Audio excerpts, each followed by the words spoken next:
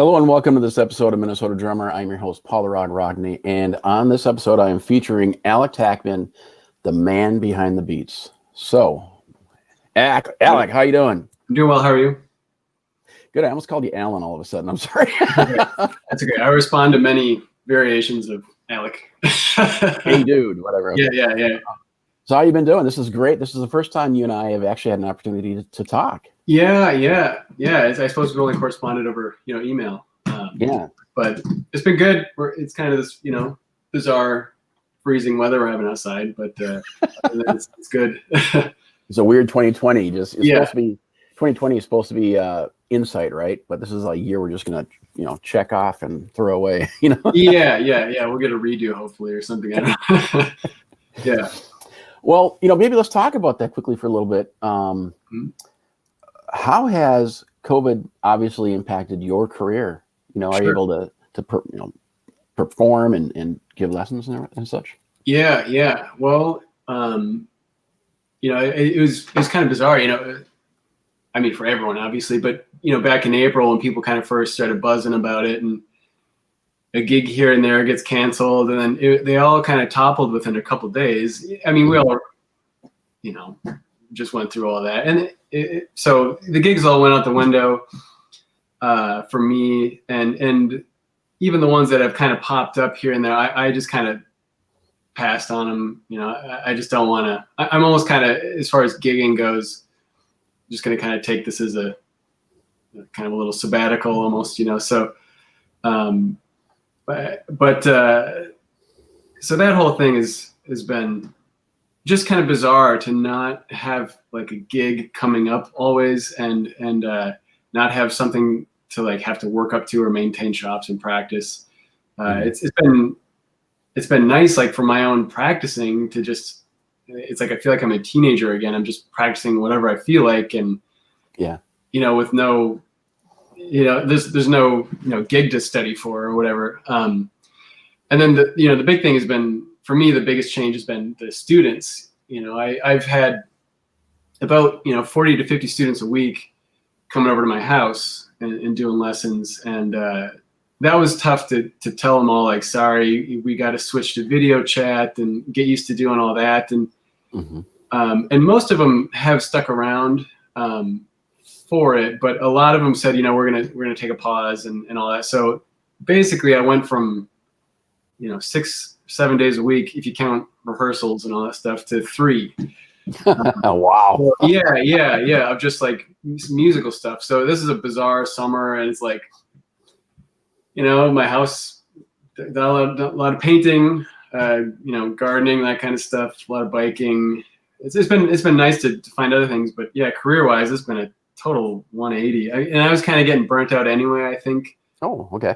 So it was, and if I can kind of find a silver lining, it's well, this is just a nice break, really. It's forced, and it's not a good break. Obviously, thousands and thousands of people are dying, and it's terrible. But I just, for me personally, it's well, okay, this is just kind of a big retreat. I'll kind of think of it as, and hopefully something cool grows out of this for everyone. I mean, lessons will just probably go back like normal, but I'm really curious to see what becomes of the whole live industry.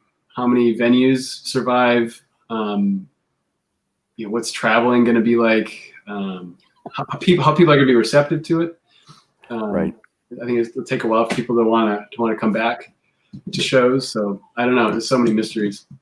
Well, it's my belief that we're going to have a tough financial future, especially with the government bailouts and all that kind of stuff, and how they're paying for things, and and how business has been affected overall. But I'm hoping what's going to happen is that people are going to want to go see bands live again. Because when I was younger, when bands would play, it was always sold out. And now, for the last 20 years, clubs have really been sold out a whole lot for the most part. Yeah.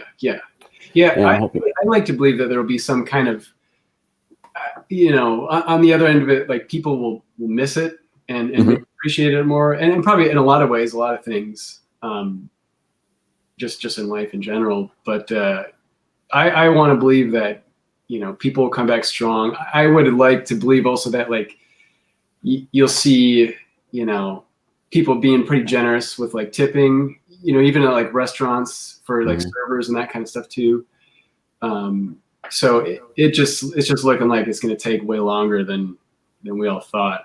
I mean, I definitely thought kind of when this all began, even talking to my students, it was like, this might be a month or two, and it's September already, kind of thing. So I know. Yeah. No end in sight. Now, how many gigs a year do you normally do? What do you say? About, I would say, 80 to 100. Okay. Yeah, I say at the peak it was like 200. That's wow. when that was full time with Davina and the Vagabonds. That was a loaded calendar. But now I'd say 80 to 100. Just guessing off the top of my head. Busier in the summer usually. Okay. But yeah. How many gigs have you played this year? Like from between January and I'm assuming April. Boy, very few. So this one, Galactic Cowboy Orchestra had a few. I think I did some with Jenn Bostic. I played with the Pops Orchestra in Rochester down here, and I think we got in one. I can't remember. It was already kind of a quiet winter, and then it was kind of bizarre. Like I was looking at my summer calendar, like, oh god, this is going to be a crazy one, and then they all went away, But yeah, January, I'd have to look at the calendar. It was pretty tame actually, just right before that. But I don't know. Now it's extra tame. I don't know. But well, who are some of the artists that you've worked with over the last couple of years that people may have seen you play in live? So I would say my main gig for the last 5 years, I think, has been as the Galactic Cowboy Orchestra, which has been weird to have like a band that's such an obscure style of music be the main thing. And that's kind of like we'll just kind of blanket call it a fusion band. We call it jazz rock because we're imitating kind of like the 70s style of, just like loud jazz kind of thing almost. But been playing with them primarily. I play with an artist sorry, go ahead. Just having for 1 second now. There's a lot of Minnesota drummers who have played in that band. Can you name some of those drummers? There's Billy Thomas was before me, and Mark O'Day was before that. So I'm O'Day. Okay. Yep, I'm number 3. So yeah, all great players. That's what stands out about that band to me is that you're all great players. Oh, thanks. I mean, joining that band is funny. Like I'd seen them before, and I'm like, oh, this is crazy. And John, the bass player, randomly called me one night, and I remember it was like 12:30, after midnight, and I see a 612 number, and I'm like, this has got to be a band. Like, if someone needs a drummer, like, hello. And then so we chatted for a couple hours. It was cool, and yeah, it was crazy joining that group because it was like, well, I don't play odd meters. This is some far out stuff. I don't know how I'm gonna like learn all this. Billy has played for who's who, and Mark is on most of the recordings, and his stuff is crazy, and he's playing solos over all these odd meters, and as I was kind of telling John, like, yeah, I'll try, I'll do my best. And I think I've kind of maybe changed the sound of the band a little bit I guess I don't know how I can describe it. I think I'm definitely looser, not calling them, tight, but I'm when I'm playing that kind of stuff, I get kind of sloppy. So the band feels a little more like we're hanging on, I feel like, which was maybe an adjustment for them. But so the plus is if you go to see you guys live, you never know if you're going to fall apart or not. Yeah. Well, there's a plus. yeah. And we're definitely like riding that line all the time. And I'm always like, I usually will bring a GoPro to the shows and watch them back. And, I'll post little things here and there, but I usually after the show, I come home and I'll watch it back, like watching the plays or whatever. And I'm like, oh man, I rushed that song like crazy, or I pushed the stuff. Like, it's really hard to keep all those notes tight and clean. It's work every time, and Yeah, by the end of the show, it's the most like physically challenging music I've played. Like at the end of the show, I'm spent. You know, I'm breathing hard. I'm sweaty. It's not a layback gig at all. Well, later on, we're going to be playing the song 21st Century. Isn't that from you guys? Yep, that's with us. Yep. So you, the viewers, are going to be able to check out his playing with that band and see what he's talking about. It's phenomenal playing. I have not seen you live. I need to do that. Yeah. Well, hopefully. Very cool video. Thanks. Thank you. So again, who are some of the other artists that you worked with recently? Sure. So there's an artist out of Nashville named Jenn Bostic I play with, and I met her at Berklee. She's originally from Minnesota, but moved down there after Berklee, and we kind of reconnected 6 or 7 years ago. And we don't do a ton of shows. Mm-hmm. I would say 10 a year, 15 a year, depending. Sometimes just acoustic stuff, sometimes full band stuff. But that's been a good, consistent one. Are those fly-in gigs? You fly to Nashville? I've only flown, I think, once for her. It's weird. Like it's when she comes back up here. Usually, we've done some travel. I've played down there. We did one. I can't remember the club name. We did one at the outside of the Opry Hotel for some. I can't remember, but there was one in Utah. We did. We've done a bit of traveling, but that one's usually when she comes back up here, just because she's from here. Okay. And picks up those ones, and she does mostly solo shows. So it's nice to, bring in the full thing every once in a while. But yeah, she's a phenomenal singer. It's art, so subjective, of course, but like she's, she's an amazing singer. It's really fun, doing that one. And then I'd say those are the two main ones. I play at the Pops Orchestra down here, and that's a seasonal thing, 4 shows a year. Occasionally, I've been playing with Annie Mac down here off and on for probably the last, it's over 10 years now. But I haven't done a lot of shows with her recently. Maybe we're down to 5 or 10. Paul Mayasich, I started playing with him before all this stuff went down. He's a killer blues guitarist. Slide. I mean, it's like if you're into like Derek Trucks and all that stuff, he's a songwriter, guitarist, the whole thing. So it's Paul Mayasich, John Wright on bass from Galactic Cowboy Orchestra, okay, and it's basically that trio. We use Toby Marshall on B3 organ usually as well, but okay, that was the thing that was kind of assembling, and we were trying to get recording going, and then COVID kind of toppled that one. Okay. So, but a lot of fun stuff too, But well, and for the audience, I was going to put this piece about you that I didn't put at the beginning of the show, which I should have done. But you live in Rochester, Minnesota. Yep. How long have you lived there? So I grew up here, born and raised here, and I went away for college. Went to Berkeley in Boston, and then I did 1 semester in LA. Just doing it like an internship down there, and then moved back here thinking, I want to get back to LA and join a touring band and try to get that whole thing going. And then Davina and the Vagabonds happened. And then it was like, well, if I can be in a touring band living out of Rochester, I'm going to do it. And, that was nuts, going all over the US and Europe and doing that thing. It was amazing. That was my first time going overseas. Okay. And then after that, it's just kind of like, it's good here. Family's here, friends are here. I can have a career. I can still travel. Plenty of people here looking for lessons. It's quality of life is good here.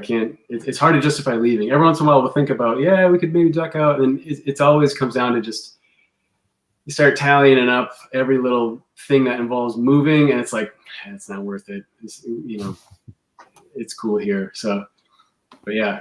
My wife and I like it here. This is it's been good. Perfect. Well, you graduated in 2008 from Berklee in drum set performance with a master's degree. Bachelor's. Okay. Yep. Now, what was interesting to me is that you had lessons with such legendary players. Terri Lyne Carrington, Yep. Mike Mangini. Yep. You know, what other drummers did you get lessons from while you're at Berklee? Those two were probably the biggest name ones. A guy I spent probably the brunt of my time down there was Rick Considine was his name. Okay. He lives in New York now. He doesn't teach there anymore. And Rick grew up in New York City. You know, he didn't go to Berklee. He just learned, you know, in New York City, just being around that. And he took lessons when he was little from this guy named Vinny Ruggiero, who's kind of like an East Coast New York legend. Okay. And Vinny was buddies with Philly Joe Jones, Elvin Jones, Steve Gadd, all these guys. So they'd always be coming around and hanging out. So Rick grew up getting to know these guys. So it was really cool, especially coming from, you know, out here. Everything I'm learning is from like a VHS, and, you know, at the time, and to go out there and for him to be like, yeah, this is, you know, how you should play a ride cymbal. And, you know, I learned this from Elvin, and to have that short degree of separation, you know, or tell me like direct stories about Gadd and this is a thing. So that was mind blowing. That was, yeah, I can't say enough good things about, you know, the lessons with him. And then about halfway through, I started also taking with, Terri Lyne Carrington. That was just bonkers. You know, someone who's, you know, played with Herbie Hancock for, you know, over a decade at that point, and right. I think she's one of the best drummers on earth. And usually when you see like her name advertised, it's like Terri Lyne Carrington. She's this amazing female drummer. That was, you know, a female drummer categorized. It's like no. Forget that. She's just one of the best jazz drummers, period. Like, she has this amazing flow that I can't understand. We did a lot of talking with that. Mangini, you know, we could talk about him. But just like real quick, like other names, there's a guy, Larry Finn, out there I spent a lot of time with. He was actually kind of more brought in like the marching rudimental, I suppose, like spin on drum set playing. Okay. And that was really interesting. You know, really kind of honing in timekeeping with him was interesting. A guy named Jackie Santos. I did a lot of labs with him. That was like, his whole thing was just like groove and time and feel, and just hammering that home. Real great guy. But I would say those, you know, 4, 5, 6. I spent most of the time. And that was, I think, really the big takeaway from Berklee. I mean, it was a bachelor's degree, and you're taking conducting and arranging and all this stuff too. And a lot of people leave Berklee kind of with negative feelings about it. It can really burn you out, that place. And they got a really high dropout rate because of that. And I think your private lesson experience is kind of what makes or breaks it. And that's kind of your personal experience in there. You know, there's like the machine, but then there's like, what teachers did you pick up along the way? And I lucked out. I found some really great ones that connected with me. I enjoyed Berklee. If I could afford it, I would do it again. You know? Well, so I got to ask you about Mike Mangini. He's one of my favorite drummers. Okay, cool. He's got, you know, a degree in, I believe, accounting as well as electrical engineering. Yes. Yeah. And when you see him play, you can see he's a numbers guy. So he's always, you know, playing like that. What was he like to study with? Yeah. So, you know, I didn't do anything with him until my last year. So, and I was going in, I was like, all right, I'm here to learn jazz, and I'm going to, you know, get this jazz shredder thing down. And I was basically just like, for the first while, just like playing catch up on that. And I kind of avoided the rock teachers. And then, and eventually as I started to get like, okay, I'm a little bit jazzed out here now. I wanted, for my last year, just do some fun stuff. So I signed up for rock drumming lab with him, and then a class that you had to take polyrhythms 1 and 2. So I took all 3 of those with him. And right away in the first lesson, I was like, this guy's awesome. Like, he's so like, he's got just like a clear, systematic way for everything you could ask. which was a nice contrast from, you know, the jazz realm, which was a lot of like, just feel it, man, kind of stuff. And he was like, no, if you want to do this, these are the steps to take. Super nice guy. I don't know why I was under the impression that he was gonna, I don't know. That just blew me away. Like I expected something different for some reason. I don't know why, but super nice guy, super willing to help if you're interested and care. He's just really funny. You could tell at the time he was frustrated at Berklee. So I mean, it was really cool to see him get that gig, because I knew I think he was dissatisfied just teaching, you know. But yeah, he was great, and I kind of got lucky. He just had a new baby at the time named Alec. So cool. Yeah, so he's like, hey, that's my new son's name, you know, and so I think that helped him remember me. But yeah, the dude, I mean, as far as like his preparation and all that, I mean, he's a total freak, because the practice hours he would do, and he would, his office hours were always open. He'd go in there and like, I remember one time he had to reschedule a class he had to miss for something. And he said, but just come to my office hours at this time. I was running late to it, and I'm like trying to run to like, oh crap, I'm 15 minutes late. And then I hear drumming in the door. I kind of try to knock on the door when the drumming stops. And then he opens the door, and it's just him in there practicing. He's like, you're the first person, like everyone else blew off the class. But he was like, well, I got 10 minutes, I'm going to practice. And like, he's all about like just like racking up every minute he possibly can. He talk about like, you know, bouncing his baby on his knee while he's working on his left hand and answering emails with his other hand. And you can tell his mind works like super, you know, buzzing all the time like that. Right. At the time, he was really he's talking about like the Zeppelin reunion happened, and apparently he was kind of on a short list for that. I guess to go see it, to be in the band. Yeah. Are you kidding me? Yeah. And he would always say, he's like, you know, well, blood is thicker than water. I know I'm not going to get the gig.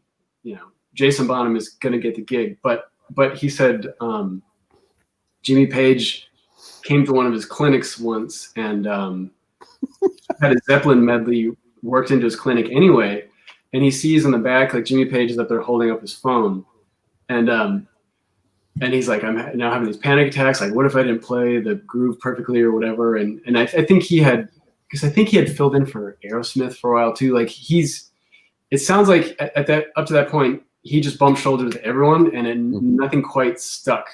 And he talked about like with Extreme, like the band broke up like right after he got in it, and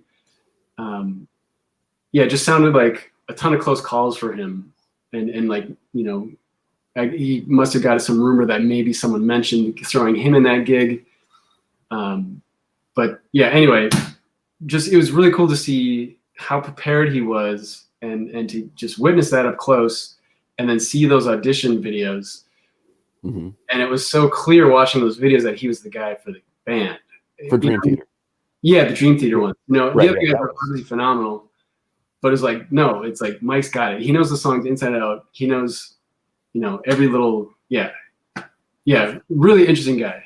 So viewers, there was if you go online right now to YouTube, not now, after the show. So stop. There's a Dream Theater drummer audition video if you haven't seen it yet.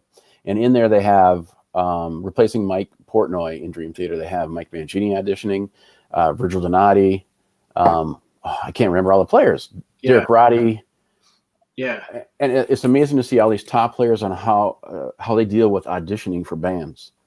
And I found myself really rooting for Mike Mangini. I love the guy. He's hyper. He's like you said, a freak. I got his instructional video, the most recent one he put out. I can't remember the name of it. I can't watch it because I can't follow it. It's like, play, man, just play. Yeah. But he's like, no, first you do this. You go 50 over 75 and add 128 on. You know, it's like, what? Yep. Yeah, and his books are written in binary. I don't know if they're in print anymore, but I don't know if you've seen them. Like most of the book doesn't use normal notation. It's in binary.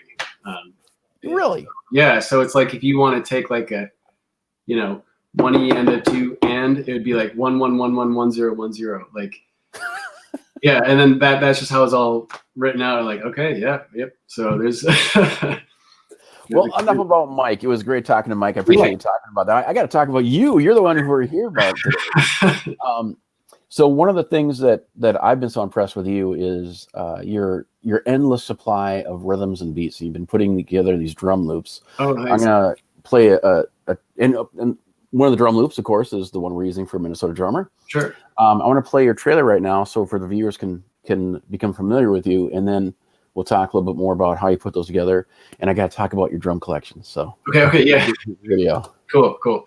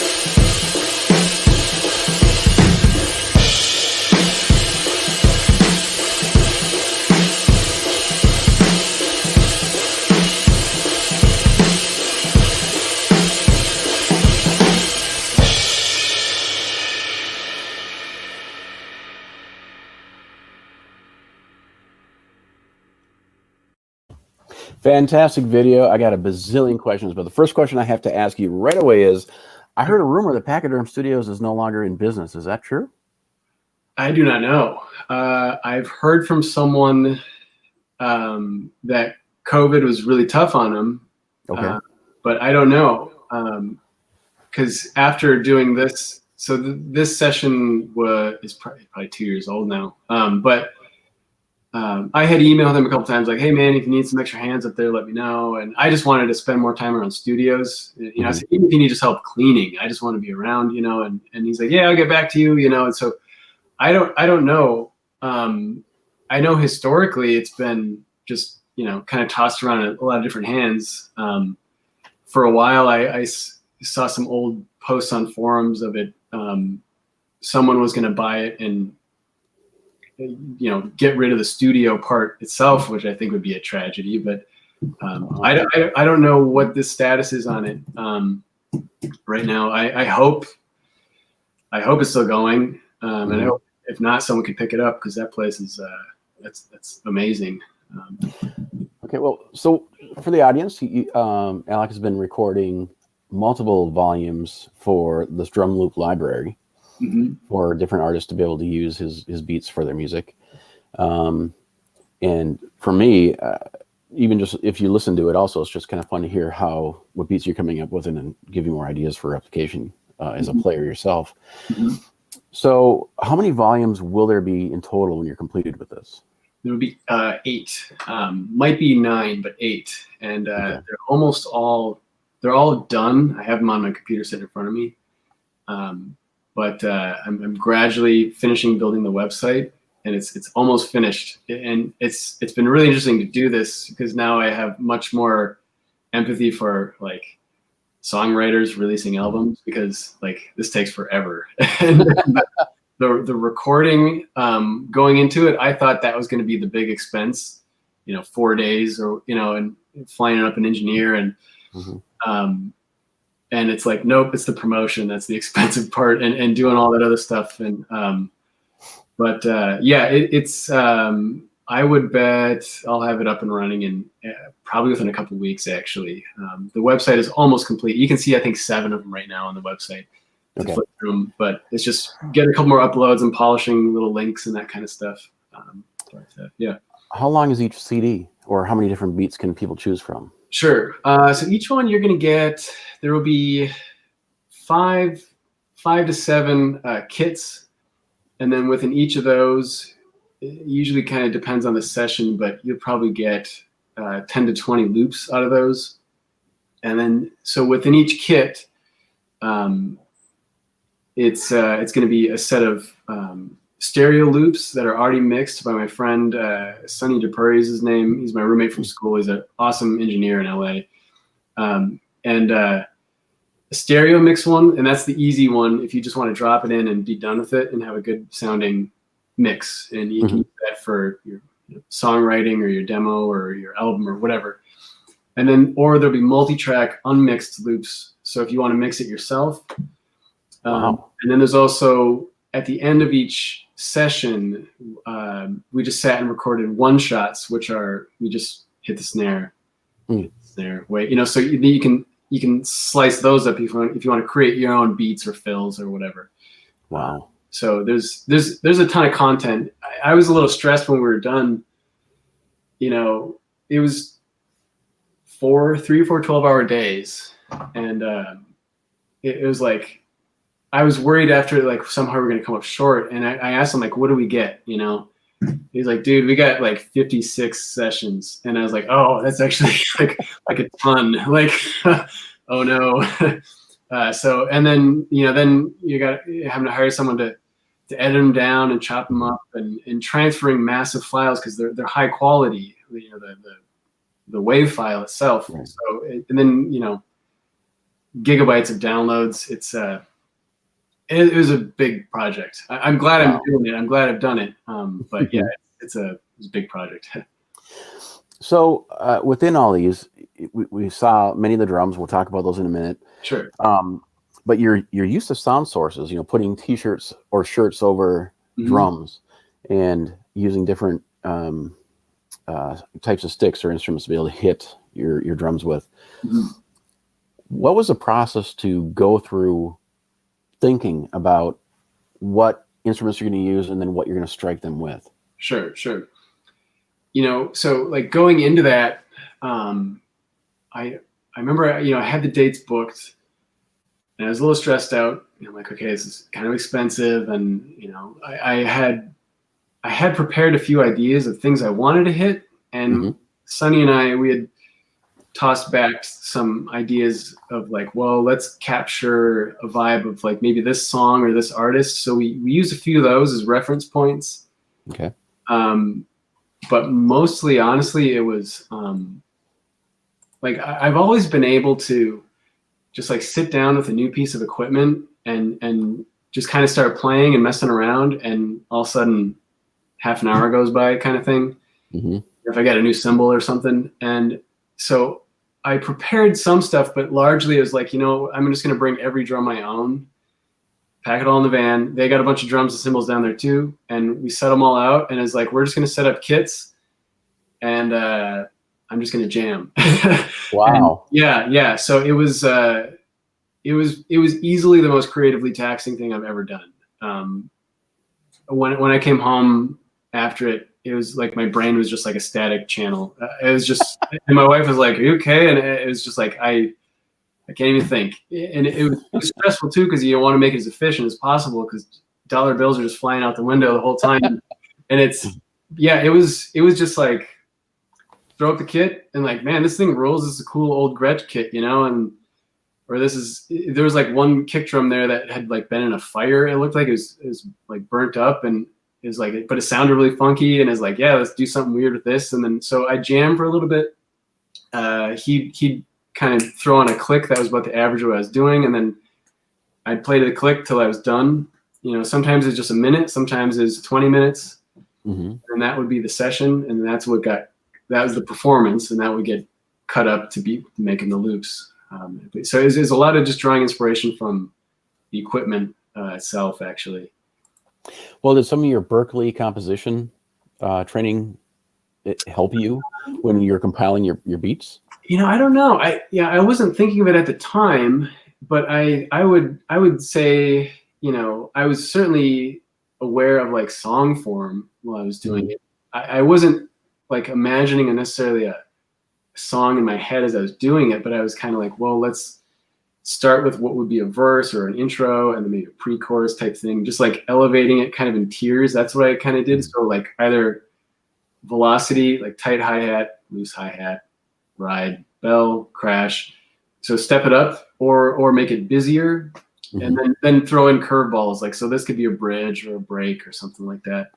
And then some kind of ending. That was always the thing. We always had to tack on an ending because the loop has to, you can't just snip off the end. There's got to be something on the end. But yeah, it was a crazy few days for sure. Yeah. Well, where I was going to go with that next was, your drums. So you tune your drums really loose. I have to say, to me, that's really unique. And you're using a lot of concert tom scenario with that. So why are you attracted to detuning your drums so they're kind of like almost not dead sounding, but really flat sounding, not resonant? Right. So I find a lot of times in studio settings, and maybe it's just a trend nowadays. I find kind of a lot of the guys my generation and younger are going to that sound, and you'll see it branded. I mean, it seems like everything in the music, instrument market, it's like vintage. Everything's vintage, and I think people are really going back to that, like Ringo Starr put towels on the tom thing in the studio. Like the big fat snare product, that thing is everywhere now. Just like the fat snare thing. I think the trend is going towards that right now, and I think it's because of home studios. I think like getting that 90s like super clean, like Pearl Masters drum kit in a beautiful studio, that's really expensive to get. And I think when you're at home, you can dive into that like kind of lo-fi, dead sounding thing pretty easily. And I think that's why that's catching on. And I'm just kind of following that, I guess, and I like a lot of that old stuff too. Just kind of using, there's my cat back there. Hey, cat. Yeah, just going for that kind of, older dead sound. But I also, I pretty much only do that in recording. Live, I'm pretty much just leave them wide open. I'll maybe put a little gaff tape on stuff. Sometimes I'll have a fat snare like off to the side, but usually I just let them rip live. Well, also, you're not an extremely hard hitter. Right. You seem to have a lot of nice, really good control. You're really loose when you're playing. Are you using 5B sticks? So I'm. It's funny you asked that. I use. Actually, got some right here. Vader. They're called the Extreme Design 5A. The logo's worn off. But they're really long. I've always liked really long sticks with like a obnoxious barrel tip. So it's like I'm sacrificing sound quality for quantity a bit, which is like a little bit opposite everything I feel like I should be doing. But yeah, because I'm not a slammer. I'm not playing up here and doing all that. And I have always felt like I got to have power in reserve. So I use big sticks. I use big cymbals. My drums are tuned wide open. Like I always feel like I got to be ready to blast if I need to. And when people sit down to my kit, they always like, man, everything feels heavy. Like that's a huge cymbal. Like those are 16-inch hi-hats. Your pedals are really tight. Like it's, but it's just so I have it in reserves. And I feel like one thing I do hear back from bandmates a lot is like, you make us sound bigger.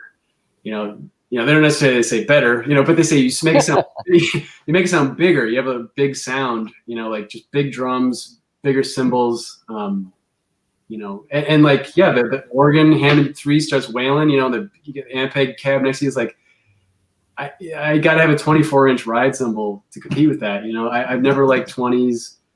16-inch crashes to me are, I'll take 2 of them, make hi-hats out of them kind of thing. And I see that too, I think with, people playing the A-level stuff, just using bigger drums now. So I'm just kind of, that's where it's at. Maybe someday like the 90s sound, splash cymbals and that kind of stuff will come back. I don't know who'd be the first to do it. But I've always liked big cymbals, and maybe the jazz guy in me has kind of cemented that. Like I love Tony Williams' ride cymbal sound. I don't know who doesn't, but I try to bring that into a rock setting as much as possible. Well, can you speak to the 16-inch hi-hats? Because what was interesting is for a while we had the micro hats going on. Mm-hmm. And then quickly we went to the size 16 as becoming a norm for like 2 years. Yeah. And then that disappeared. And then I heard this one story about Steve Ferrone that he was actually using a 16 and then an 18-inch pair of hi-hats. Yep. Yep. And I thought that was ridiculously cool. Yeah. But, you know, a lot of people want to have smaller hi-hats so they're tighter and crisper. Mm-hmm. What's it like handling a 16-inch hi-hat in comparison to a 14? You know, honestly, I love it. And I wouldn't go back at this point. Like I first started like noticing it. I saw Steve Jordan doing it. Mm-hmm. Old DVD. He had 17s. I remember reading a Modern Drummer article, Doug Clifford, CCR, and he said, I use 16s, you know, they just blend or something. I don't know what it was, the volume, I don't know. Thomas Pridgeon was using like 18s for a while. I just started noticing J.J. Johnson, John Mayer had 18-inch Constantinoples, I think. Wow. And I remember a few years ago, I was like, well, I kind of want to try that because I just had 14s. But the next size I had was two 18-inch crash cymbals. And I'm like, that's a little ridiculous, but I'll try it. And I started bringing that to gigs, two 18s. And I was like, this rules. Like you totally lose the chick sound. But in exchange for that, it's like you pick up another ride cymbal. Like you can control it and you can ride it a little more. And it just blends.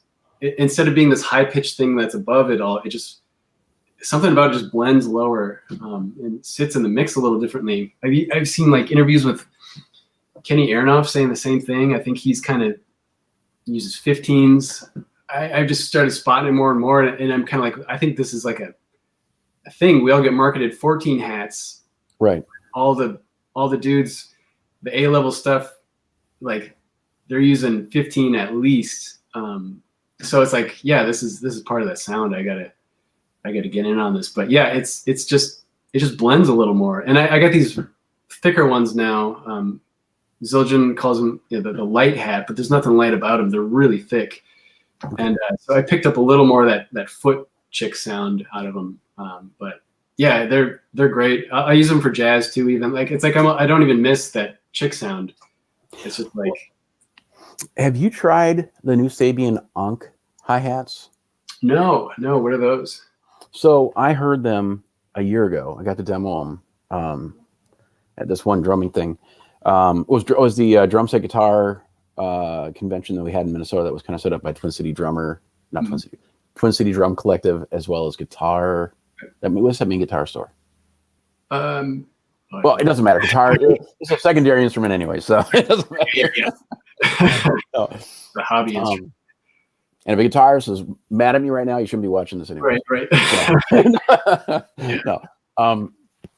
But they just sound amazing. And so when I heard your hi-hat sound, which I fell in love with, the Ankh cymbal sounds a lot like that. And what's interesting about it, they're more of a hand-hammered, kind of rustic-looking hi-hat. They're thicker. Okay. I can't remember the sizes. I thought it was 14, but I could be wrong. But the bell is like, you know, like the Peisty Mega Bell. Yes, I have seen those. Yeah, they look like something totally different. Yeah, and they sound so amazing. So if you get a chance, I think they'd be a perfect symbol for your sound. Oh, cool. I don't know if you do cross, you know. Sure. Yeah. No, I'll play whatever company I'm. Yeah. No, that's right. I have seen those. Yeah, that's right. Yeah, because remember they look like there's like you're taking two bells and put them. Yeah. That also looks like a UFO. Yeah. Hello. Yeah. No, I'll have to check those out. You know, they man. I mean, Sabian's got some great stuff. Yeah, I'm like. Zildjian and Istanbul have kind of been my favorites. Istanbul has been really creeping up and might, I don't know, dethrone Zildjian for me at some point. But Sabian makes some beautiful cymbals, man. Like they have, I remember I sat in once on this dude's kit and he had, they were called the Free Cats, like FREQ. Okay. And they got a weird lathing pattern on them, but they had such a cool tight hi-hat sound. I was like, man, this rules. Like this is the sound. You know, like I should get a set of these just for, you know, recording or something. But yeah, Sabian is I mean, I like that, you know, I don't know who knows what their family dynamic with the Zildjian Sabian thing is, but I'm glad they both exist now because you can tell they're competing on a creative, you know. I mean, think of what cymbal selection was pre-2000, you know, Right. like, right. And now it's bonkers. You can get anything. They got holes in them and, you know, jingles hanging off them. They probably make 50 kinds of hi-hats, each company, you know, so. Right. Well, hey, before we get going too far into this, I need to play a song so people can see what you've been doing. We talked earlier about the 21st century. Oh, I got the same. Did I have that name right? 21st Century Schizoid Man. Yep. Schizoid Man. King Crimson. So can you introduce the song and then I'll play it? Sure. Yeah. So this is Galactic Cowboy Orchestra playing 21st Century Schizoid Man. It's a cover of a King Crimson song. We usually finish the show with this one. And this is the song where I usually run out of gas, because this is the end deal. But anyway, yeah, just check it out. We'll chat about it in a second here.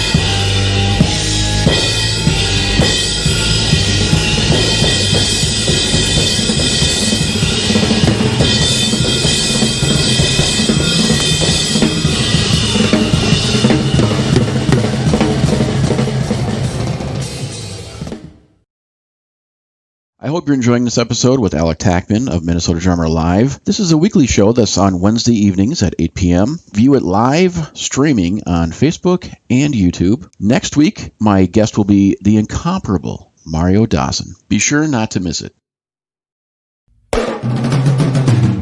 In the 1980s, Eccentric Systems developed a cam for bass drum pedals, becoming the standard design for many of today's pedals, including the popular GW 9000 series of pedals. The Quick Torque Cam is an aftermarket add-on that can be installed on just about any pedal without any permanent modification. Its unique adjustable design maximizes the efficiency of any force you apply to the pedal, returning the beater 30% faster while providing more impact. This is a cost-effective way to breathe new life into your existing pedals. Be eccentric. Visit eccentricsystems.com to get yours today. Fantastic performance. I gotta say, I really admired your ride stack. I have never seen that before. Okay. Yeah. That's a, so I brought that in for this band. I had normally never done one before. A lot of their songs, so this would be back to Mark and Billy, they had China cymbals on part of their kit. And a few of those songs, it was like, man, this is just such a part of the song. I need to have something. I'm not crazy about China cymbals myself anymore, but I had a 20-inch Zildjian Crash of Doom. And I put on top of that an 18-inch Zildjian breakbeat ride. So that's the one sitting in the center there. And that kind of gives it that raw kind of hiss sound. So it's like a China cymbal and a hi-hat at the same time. Okay. And then later on I brought in, it's kind of dark in that video, but I got one of those spiral crashes that hang down, and that's that almost acts like a gong. So if there's a big change in the song, I'll go for that guy. But yeah, the stack is kind of a cool thing. And I've got so used to having that there now on the right. I think it's just going to be kind of part of my kit now for everything, The ride cymbal's a little farther away now, but it's a 24, so it's, it's not that far, So what 24-inch, what model, do you know?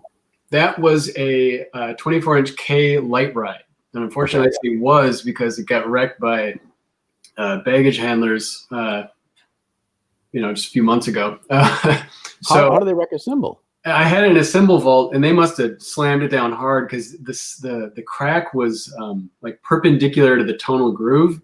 So it's not like a crack that, like in the middle of the cymbal, it didn't go to the edge. So I imagine, because that little pin that goes through the cymbal, and then I think it just got set down really hard. And that thing was my main ride for 10 years. I think I've taken that thing everywhere. It's been in every important show, and it's got a crack in it now. So I got a 24-inch Constantinople light ride to replace it, which I've been trying that one out. I only had a few months of using it before all this COVID stuff happened. And the Constantinople is interesting. It's thicker than the light ride. It's a way more aggressive pingy rock cymbal than I thought it would be. And it's really loud. Like those Constantinople cymbals are super efficient. So I got to recalibrate a little bit kind of how much I dig into it. But it's that was an awesome cymbal. That 24-inch K light ride. I'm probably going to get another one at some point because I kind of miss it, You still have it though, right? Say what? You still have it, right? I still have it, yeah. And if you play it quietly, you can't hear the rattle, but as soon as you start digging in, it just it starts doing that. So, well, if the cymbal's ruined, one thing I haven't done in years, but what you should do is you should cut these reliefs. So get like 5 big reliefs out of it. Oh, sure. And lay it on top as another stack, and you still be able to maintain your bell, but you might get a secondary vibrason. And now it's your cymbal. Yeah. I can easily tell you to do these things. Right. You know what I mean? Yeah. No, I mean, that's what I was thinking. Is like I got to cut this into something weird, or maybe I could just take it, morph it into a 16 and make it a bottom hat or something. Because I had one before that too that I bought with a crack in it, and the crack stayed mostly, and then eventually it got kind of out of control. So what I did is I just drilled a bunch of rivets into the ends of the cracks. So then it kind of acts like a sizzle cymbal. And that one's pretty cool. I love rivet cymbals. I usually have one kind of at all times, but so yeah, it'll get chopped up someday, some way. So let's get to your drum set collection. I didn't realize we're already up to nearly an hour. and we always try to keep the show right around an hour. But I'm having a great time talking with you. So, let's quickly talk about your drum set collection. How many drum sets do you have? I don't know. I guess I've got 2 in the basement. I got for teaching lessons. That's usually a Tama Star Classic. That was kind of my first nice kit. I didn't get probably a nice kit till after college. Okay. I've got a Gretsch Brooklyn that I use for lessons usually too, or I'll take it to gigs. It's a nice kit, and it's in like a limited edition color. So I'm like, that it like makes me afraid to take it anywhere. So I use it for lessons. And it's nice to have students playing on nice stuff so they can just appreciate, something a little upscale. I've got that 76 Vistalite. That's the one from the video. That's been my main axe for the last 4 years. I love that thing. It's loud and it looks cool on stage, and a heck of a restoration job that took a lot of work. But I've got a white Vistalite. It's not clear. It's just like the opaque white. Solid, yeah. Yep. And that one gets used for recording. I've got a 50s Gretsch. It's called a Harlequin semi-pro kit. And it's just a kick drum and a snare, and then it came with 2 little cowbells and a woodblock. Still calfskin heads on it. That one records great. Wow. Those are probably the cool ones, I would say. Random cocktail kit, little gigging kit kind of stuff here and there. But those are the main ones. And then probably, 20 snare drums. The snare drum thing is weird with me. Like, I feel like those just like find me. It's weird. Like, it's like someone is like, hey man, I got this, this cool old Slingerland or something. And I'm like, yeah, I'll take it, or you want, just like, it's snare drums. It's a collection thing, I think, at this point. Like, I tell myself it's for recording and different sounds, and I use them a lot differently, but yeah, it's collecting. So I just did a post this week on if you prefer wood or metal snares. Mm-hmm. What is your favorite snare out of your collection? And ultimately, do you prefer metal snares or wood snares? Yeah, favorite in the collection. Or favorite couple? Yeah, I don't know if I can pin down. I usually like metal snares, even though I'm using an acrylic in that video. The acrylic actually sounds great. I thought that snare would be like a junker. I was for some reason under the impression that an acrylic snare drum would be rough, but put clear heads on it. Mm-hmm. I did it for looks, but I'm like, well, it makes more of a pop sound than a crack. It's pretty cool, so I kept that. I love that sound. I've got the classic Ludwig snare drums. I don't have a Black Beauty, but I have an Acrolite and a Superphonic. I use both of those pretty often. Okay. I've got a knockoff Black Beauty Piccolo that I pretty much always go for. But I'd say those are probably the main ones. I have a. Well, do you have any vintage? Yeah, I've got the 50s Gretsch snare from that Harlequin kit. I've got a 60s Gretsch. That one's interesting because it's like super dead. It's a little bit out of round. I think a lot of old Gretches are. Yeah. I've got a Slingerland, an old Radio King. That thing definitely has a special vibe about it. I'm trying to think for old stuff. That's probably it. I've got a couple Stave newer ones. One I was really looking forward to starting using this year because actually a student of mine is getting into drum building. He's 17, and I actually had some unfinished Stave shells around from a friend of mine. And he's like, well, I'll finish those. I'll machine them down and cut the bearing edges and whatever. And he showed me all these ones that he had already built himself. And he wants to start his own drum company and all this. And I'm like, dude, this is killer. He brought it back to me, and this is as good as anything else. And so I put the hardware back on it, and that's a walnut Stave. So, yeah. Can you tell the audience a little bit what a Stave snare is? Okay, yeah. So most drums you see, wooden ones, are made from a ply. They shave off ply off a tree, and then they'll steam bend the plies because they're real thin and easy. And most drums are going to be 6, 8, 10 ply. Sometimes they'll shove in what they call reinforcement rings in there as well to help maintain the roundness of them. And that's most drums you see in the world. A Stave drum is they make vertical blocks and in a circle, and then you glue them together, and then you got to machine it out So it's an actual circle and cut it from there. So what you get with the stave shell is the drum is made of more wood versus a ply shell. There's a lot more glue in there between all those plies. So you're getting a drum that's more, higher percentage of wood. So that's kind of I'd say, it's a little more of a boutique kind of thing, but there's also just a difference in the sound. I don't know if I can describe how it is, but it's woodier. I don't know. Well, that's what I was going to ask you, because a lot of times they do them with hardwoods, more dense woods, and they're thicker shells. So they're up to, I've seen them 1/2 inch to 1 inch thick. Yeah. Stave shells, versus, like a 6-ply, which is probably what, 3/8. Yeah, that's pretty thin. Yeah. 3/8 or whatever, 7/16.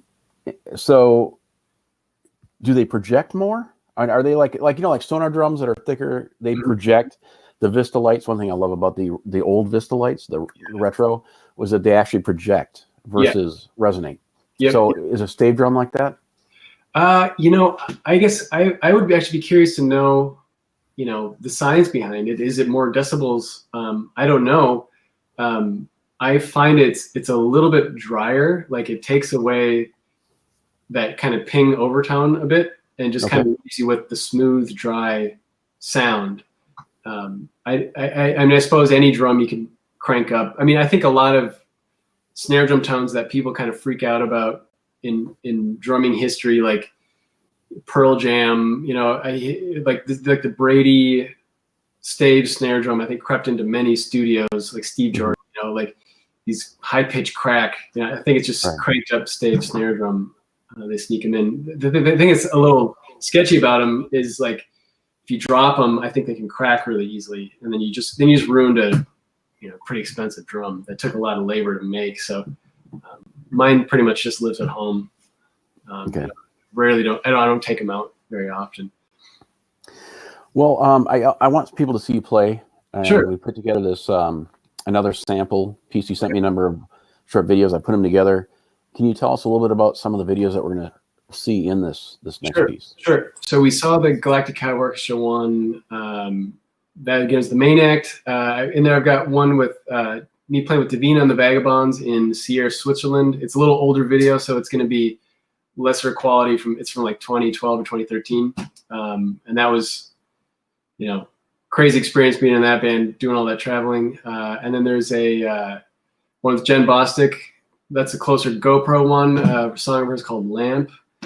I'm trying to think what else. There might be a home studio one in there as well. But anyway, we'll see what happens. Chat about it. There's a home studio one in there, and just for you viewers too, if you visit Alec's Facebook page, he's been going through his book series with different rhythms for the Go and Practice 1, 2, 3 books that he wrote, and this is kind of one of your demonstrations of you doing that. Okay, yep, that's right. That's in there too. Yep. So a little bit of everything. So cool. Yeah, it's kind of cool. Okay, this one, we flipped the direction of it, and now an accent is happening on all the upbeats. 1 and 2 and 3 and 4 and I think that makes it just so much hipper. So now we have this. 3, 4.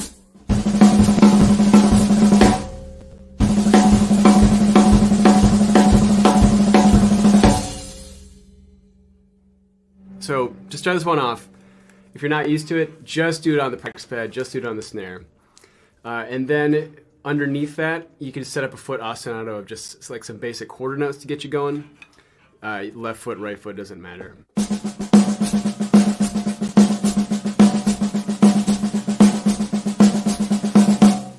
What you want to hear is that triplet.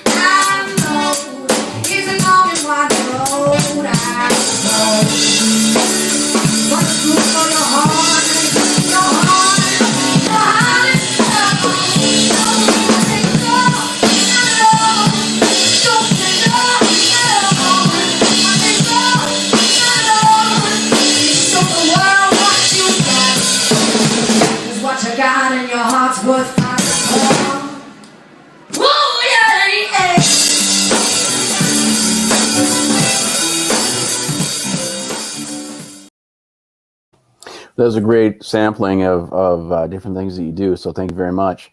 I love you are so relaxed when you play. It's really refreshing to see. A lot of people are tight and they're really kind of going for it, but you're so relaxed. And it seems like in these more recent years, you've actually been raising your hi-hat. Am I seeing that correctly? Oh yeah, I would say yeah. I'm trying to get a little more, stop being the timid guy down here, So yeah, I'm raising the hi-hats a little more, the cymbals a little more, and just trying to get a little more of that going on. Yeah. So in my case, I'm a rock metal guy. Sure. So I've actually been taking my hi-hat and bringing it down so I can get more top articulation. Sure. So if you have your hi-hat a little higher, what are you doing to be able to compensate for the height to be able to get that articulation? I don't know if a whole lot has changed on a technical end. I would say I'm kind of finding like I got to be able to hit the edge of it and the top of it. So if I'm doing like 1 and 2 and 3 and like an accent pattern, so that kind of thing, as long as I can access both of those, then it's cool.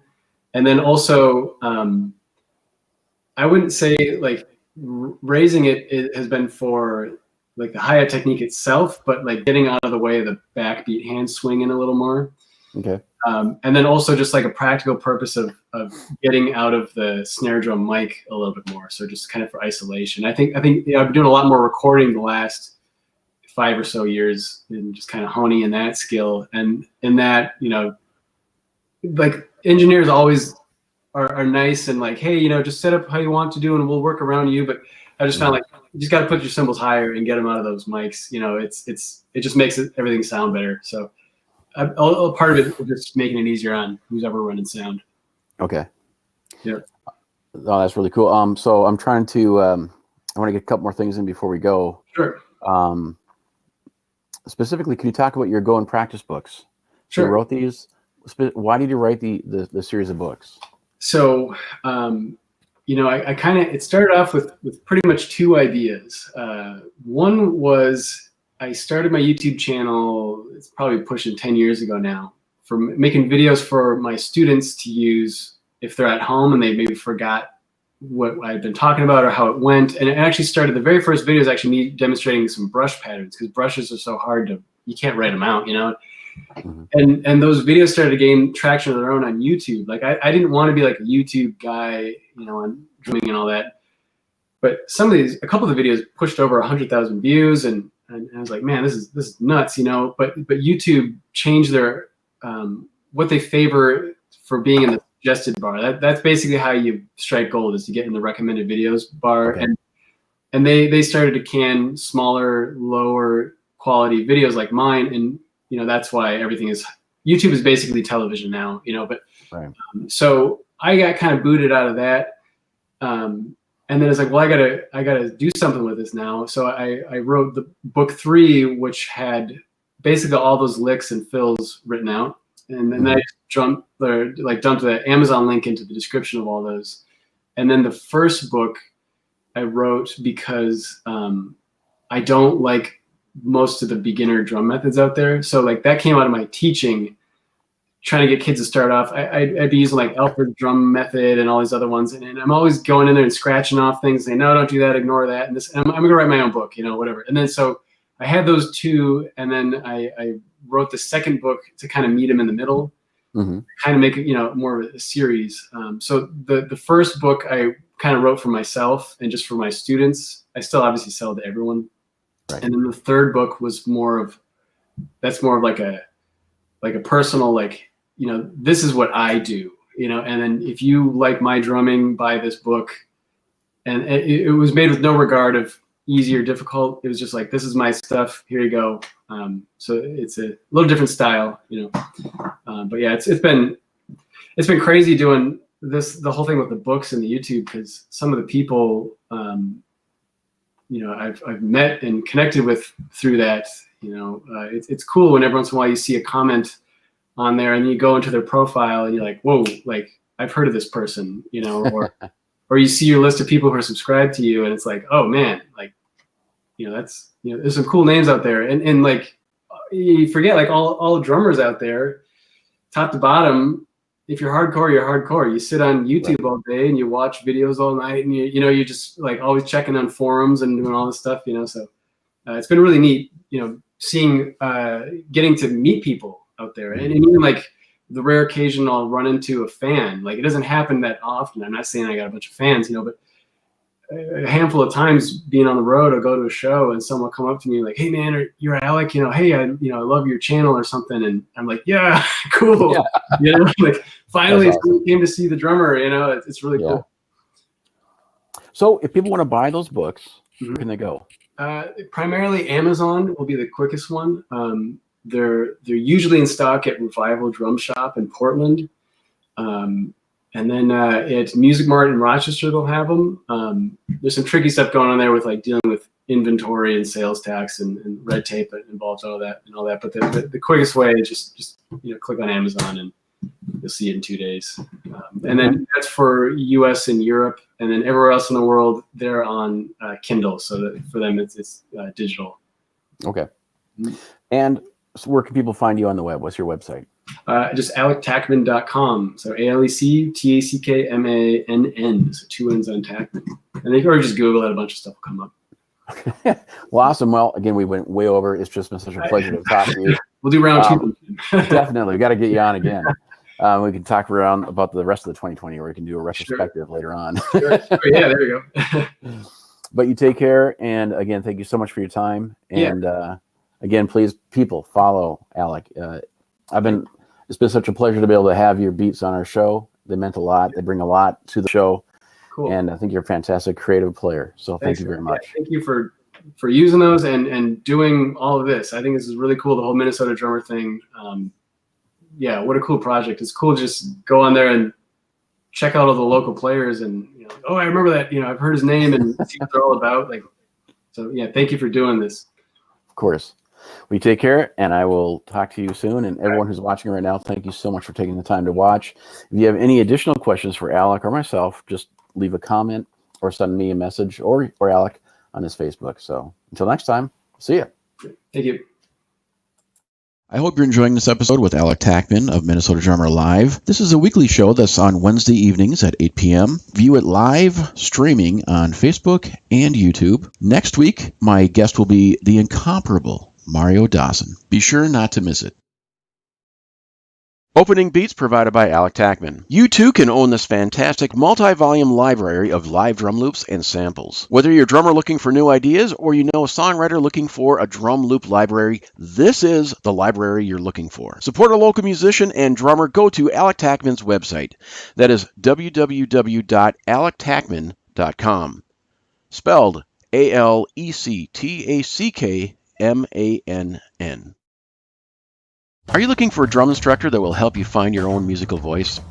Whether you're a beginner, advanced, or in between, the David Stanek School of Drumming offers an experienced and professional approach to help you take control of your drumming. David served on the faculty of McNally Smith College of Music for 27 years. Currently, he serves on the Percussive Art Society Drum Set Committee and is a member of the Modern Drummer, Remo, and Vic Firth education teams. David has authored multiple books including Mastering the Tables of Time. It was voted the #1 education book in the Modern Drummer 2009 Readers Poll. Let David help you find your beat. Please visit www.davidstanekschoolofdrumming.com. David Stanek is spelled DAVIDSTANOCH, schoolofdrumming.com. Again, the David Stanek School of Drumming. You've been listening to Minnesota Drummer. Minnesota Drummer is copyright 2020, all rights reserved. Any content played or viewed during this broadcast is used with permission, is copyright of their respective owners, and is used for promotional purposes only. No part of this broadcast can be edited, reproduced, and cannot be sold. Please look us up and follow us on our various social media sites. You can follow us at minnesotadrummer.com. There you'll find our contact forum where you can give us feedback and recommend a drummer. Thank you for listening.